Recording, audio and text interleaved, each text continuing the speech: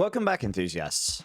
With Season 10 quickly looming, with what looks to be the most exciting and biggest power creep any season has provided us until now, I'm super excited to be able to tell you that the Pulverise Druid is still going to be a strong option for leveling as a league starter.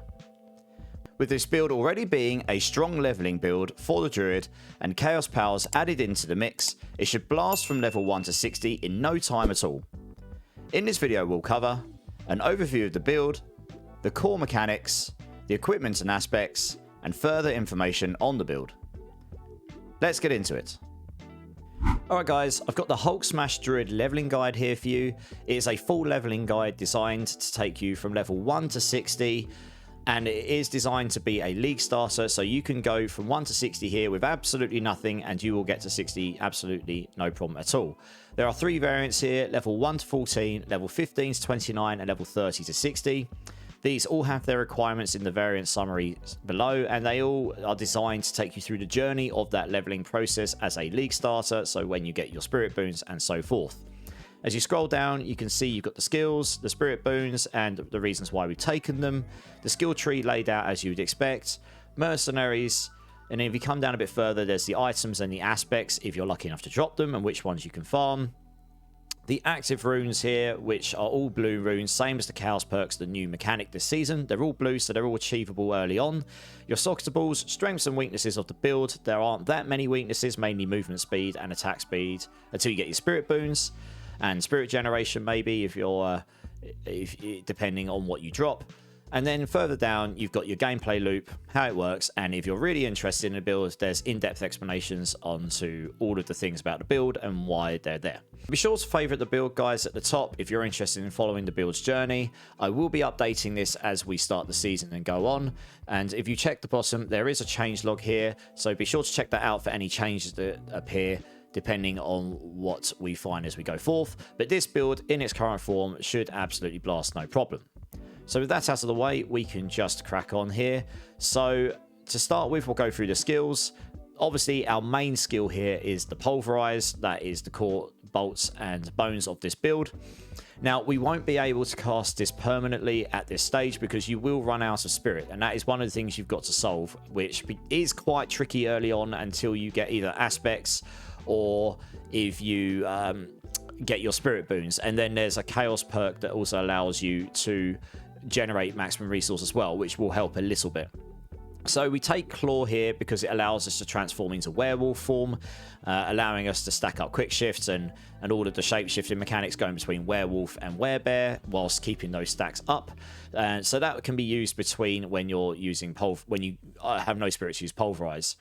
We take Blood Howl because this allows us to heal very frequently. It gives us extra spirit generation and so forth, so that's really useful. We take Cyclone Armor with the node, which allows us to pull enemies in, so that's really helpful, as well as giving us damage reduction, really nice while leveling. We take Trample because this allows us to move a bit quicker earlier on, allowing us to trample in sort of a line and makes you unstoppable, so if you get stunned you can get yourself out of it, and it also can be made to generate you small spirit, again really helpful. And we take Petrify at this stage because honestly Grizzly Rage is not really useful until you get it to be able to stay up 100% of the time, which is pretty much impossible at this stage as a league starter.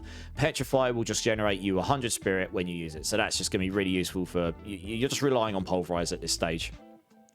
Spirit boons, we're taking the Gift of the Stab for the 40 maximum spirit, and it also gives you spirit generation, very strong once you get to level 15 plus. This really helps with the spirit gen situation. And Advantageous Beast because it grants you 15% movement speed. Again, one of the things that really slows down Druid early on is the lack of movement speed access, so this really helps. Eagle, we're taking swooping attacks for the attack speed. This is very useful. You want to be able to Hulk smash and pulverize as quickly as possible. For the Wolf, we take Bolster. This gives you Fortify generation based on using defensive skills. We have got more than one defensive skill in our bar, so we'll just be basically permanently fortified here, no problem.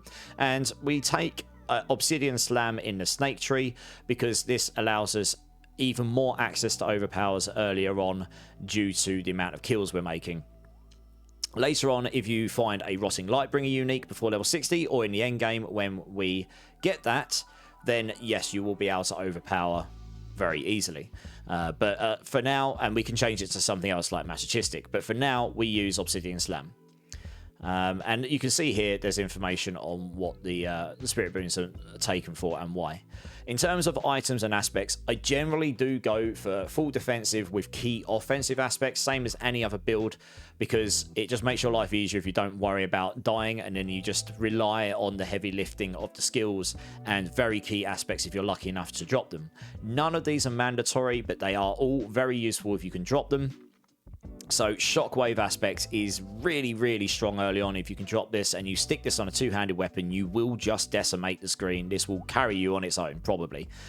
If you can also find a blood boiling aspect, I can't state strongly enough how ridiculously strong this is early on. It gives you another guaranteed overpower every 20 seconds, but more importantly, you're overpowering enough on this build, you'll be generating loads of blood drops everywhere, and every time you pick one of those up before about level 40 to 45, you'll just one-shot just about everything. So once you get to about level 40-45, blood boiling, blood drops do curve off and they don't really do the damage anymore. But this is exceptionally great early on, so you can look out for this one. Retaliation here can be unlocked as an aspect. This is very good because with the amount of fortifier generation we've got, so this will just give you a 75, or on an amulet it'll give you over 100% extra damage, massive damage boost early on. And in terms of the rest of the offense here, the only other thing that really unlocks stuff for you is the Ursine Horror here. It's not a direct damage aspect, but what it does is it converts Pulverize into an Earth skill. So what's important about that is because it now becomes an Earth skill, it means you can use all the Earth skill damage multipliers in the skill tree, which you wouldn't otherwise be able to use on Pulverize unless you're using uniques. So if you can find this is very useful as well. Defensively, we take the aspects of Might for damage reduction, the aspects of Disobedience for armor, the Undying aspects I take at this stage because it gives you some life sustain, something you do not have very much of otherwise on this build at this stage. Later on, we'll have ridiculous amounts of life sustain, but at this stage, you do not. And honestly, I changed this to have the balanced aspect, which has been buffed to give you maximum spirit and loads of spirit regen, and that in conjunction with aspects of Umbral and all the other spirit gen aspects, if you get these early on and you can unlock the Umbral at its minimum base for the Champion's Demise in Dry Steppes, these will just make it so you generate so much spirit on the build, you should be able to just go around and pulverize everything super often and super fast, and you will just destroy things. Like Pulverize is very strong as a skill early on with all the buffs it got last season. So all in all, this should give you a pretty well-rounded leveling experience. For the skill tree, as you'd expect, we max out Pulverize. We come into Raging Pulverize because it gives us a guaranteed overpower every 10 seconds, and it makes us do more damage. So we just start stacking those overpowers. We have taken Cyclone Armor with Preserving Cyclone Armor. It gives us a pull-in. It gives us damage reduction. The utility's great. The damage reduction just helps us here. We don't have to worry too much. You could take innate Cyclone Armor for the increased damage, but I really think the pull-in at this stage is very, very useful. It just helps pull in, and then you can just Hulk smash them all in the same area. Really nice. Bloodhowl does give us some life sustain at this point. When you cast it, that is very, very nice. So that in conjunction with the Undying aspect will just make you pretty much invincible after a certain point. And it also gives you, it's got its own cooldown every time you kill enemies and hit a boss. So you're going to be able to use this pretty frequently. We take Trample, as we say, with Enhanced Trample, mainly to come through to Savage Trample, granting us 40 spirit on use, more mobility, more spirit. Fantastic. We cap out Petrify to reduce its cooldown, coming into Prime Petrify and Supreme, mainly so we can spam it more often. The crit damage here doesn't benefit us too much at this point because we're not always critting unless we get the rare powers. But what it does allow us to do is reset our non-ultimate skills and grants us 100 spirit. This is very, very strong early on, especially with the Chaos perks. And then beyond this, honestly, we've taken as much damage as we possibly can. So Wild Impulses, we've taken Backlash here, we've taken Feral Aptitude, all of the Earth damage nodes if you get your Ursine Horror aspect. We've taken Heightened Senses and Quick Shift, and we've taken Defiance and Natural Disaster because if it's been converted to an Earth skill, it's now Nature Magic based.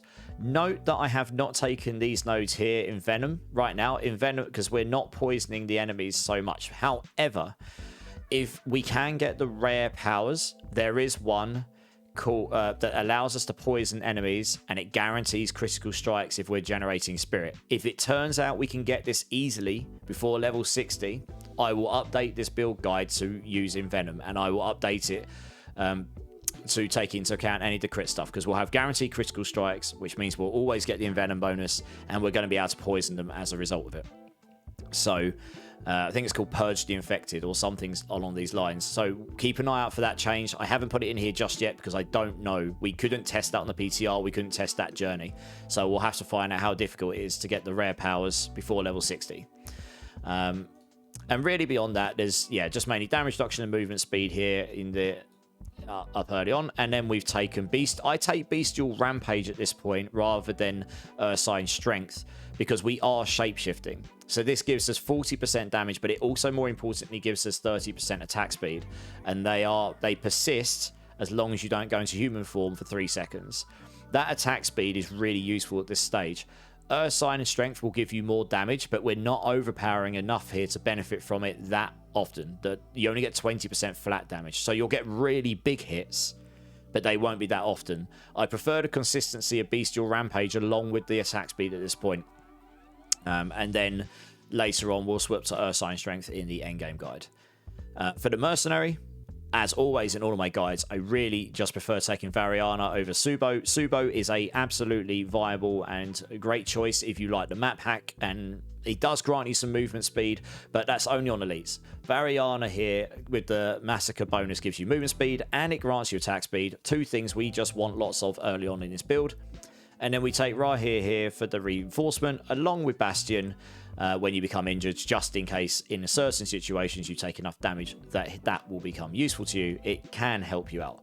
You shouldn't have too much issues with defense on this build, but that can help a lot. Coming down to the runes and chaos perks, these are all blue deliberately because I do not know if the yellow ones will be that easy to achieve in the hordes, for example, or whether the new season quest line will allow us to get yellow perks much before level 60. Obviously, if we can get them, I'll update the guide accordingly, but I generally put blue ones in here because they're easier to attain. Runes, you are going to have to get lucky to drop, so obviously if you don't get those and you get something else, use those in their place. We've taken Seer and Lum here because this allows you to generate a loss of primary resource, and this is important because of the overabundance power. It also allows you to just smash Pulverize way more often. It basically just refills your spirit, and this in conjunction with all your other spirit generation on the build will allow you to stack overabundance to maximum, which will give you an absurd amount of damage. You will absolutely annihilate stuff in leveling because of overabundance. It's going to give you a 4x damage really early on with this tech here. And then otherwise, I take Zan and Qua because this just means every time I use Petrify, I'm going to get some extra movement speed. Just seems the nicest. I really don't like taking the potion to scale the movement speed one. It's not really that nice to play and you forget to do it. So this will just give you a bit more movement speed, which is always useful on a druid early on. Chaos perks wise, the main one here really is overabundance. Every 100 spirit you generate above your maximum increases your damage by 100% for 5 seconds, and it can stack 3 times. So it can give you a 4x damage multiplier, and where we've got all this spirit generation in the runes and the aspects and in your spirit boons and such, we should be able to activate this to max stats pretty much all the time in combat. So this will just drastically improve your damage. You should just annihilate stuff. Like leveling up in Impenitent by level 30 plus should really be probably not too tricky as long as you've got this. Otherwise, we take invigorating attacks. If you run out of spirit, just every 5 seconds you can cast Claw. Just refills your spirit. Brilliant. It's going to help you stack overabundance. It's going to give you spirit back in a situation where you've run out. So it's just going to help you just smash even more often, even faster. And like on most of the builds right now, I'm taking Accelerating Chaos. Really just gives you a little bit of extra cooldown reduction because we do have quite a high lucky hit chance on these skills by default. So that could just be really handy for reducing our ultimate cooldown more than anything else at all. In terms of socketables, red gems for the overpower damage. That is where our big damage is coming from. Willpower and our armor because it scales our core stat, and core stat is its own damage multiplier, so that will scale our damage as well. I always pretty much take resistance gems in the jewelry because we can get armor in other places on the build in aspects and such. So this will just help you cap your resistances here really early on. But if you're really struggling for armor, of course, put some skulls in here instead. Or if you're really struggling on individual resistances, in case obviously change the diamonds out for the individual ones as well. And really, that's pretty much the build, guys. And as I said before, you got the strengths and weaknesses, the gameplay loop and how it works and what's changed and why it's going to be insane, and the extra info here. So be sure to check that out if you're interested in this. Thanks for checking out the video, guys. Have a great season. I look forward to seeing you there. Keep safe, much love, and I'll see you in the next video.